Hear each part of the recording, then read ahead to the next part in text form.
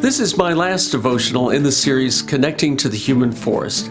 Now, this is a two-part summary to finish it all. And in the last summary, we talked about principles, the connected nature of humanity. Just like trees are connected in the natural forest, we are connected in the human forest. The strong need to take care of the weak, just like the stronger legacy trees take care of the weaker trees in the forest.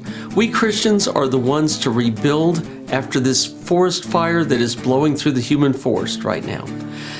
To be kind, we first have to be aware of the needs of somebody else.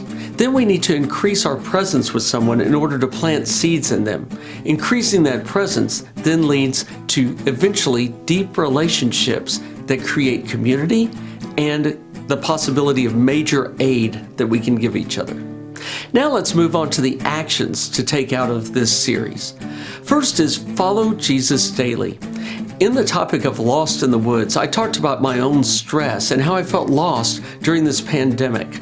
But I also talked about how Jesus in the past has encountered me in health issues and job loss and has been able to bring me out of the woods.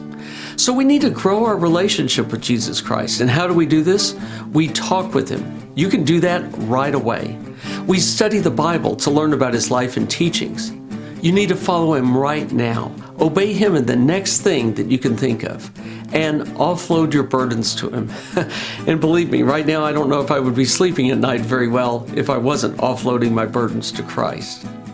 Number 2 is consider the cost of bearing false witness on social media. This was a controversial one because I cautioned against spreading falsehoods, things that you aren't sure are true, maybe even conspiracy theories are that way. It can harm our influence in spreading the gospel because when we are not telling the truth, then people will doubt the veracity of the gospel. I also cautioned against harsh and quarrelsome and divisive behavior on social media. We need humility to learn from others. We need the wisdom to avoid finding and spreading information that only agrees with and justifies our own thinking. It's human nature. We all do this, but we need more wisdom to avoid it. My dad used to say, "Don't confuse me with the facts. My mind's made up." But my dad would say that when he knew he was wrong. We sometimes say that because we want to justify the fact that we're right. Don't confuse me with the facts. My mind's made up. We need to look inside ourselves with humility and wisdom. The third action involves the importance of maintaining relationships. And in the segment of messiness of love, I talked about choosing to love and some of the qualities of love. It bears injury, insult, and disappointment. Love believes and trusts. Love hopes when hope seems lost, and love endures joyfully. Now, one example of what love must bear is disagreement, because it's natural in life, it's going to happen, but we need to protect relationships when disagreeing. And the key thought of this was agree to disagree. And the fourth action is rely on faith to pull you through.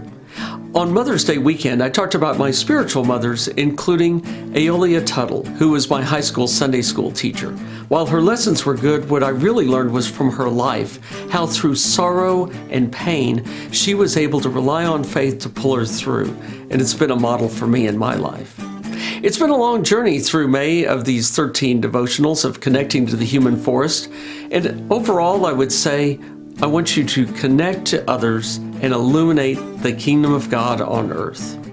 So June will bring a change to my video content. There'll be 2 offerings each week, a short devotional on Tuesdays, much like I do now, and then a longer format podcast on Thursdays. It'll probably average around 10 minutes, but we'll see how it goes. The next thing coming up is on Tuesday, June 2nd, a devotional called How to Control What I Can't Control. So subscribe to my YouTube channel now, like my Facebook page now, and we'll see you next week.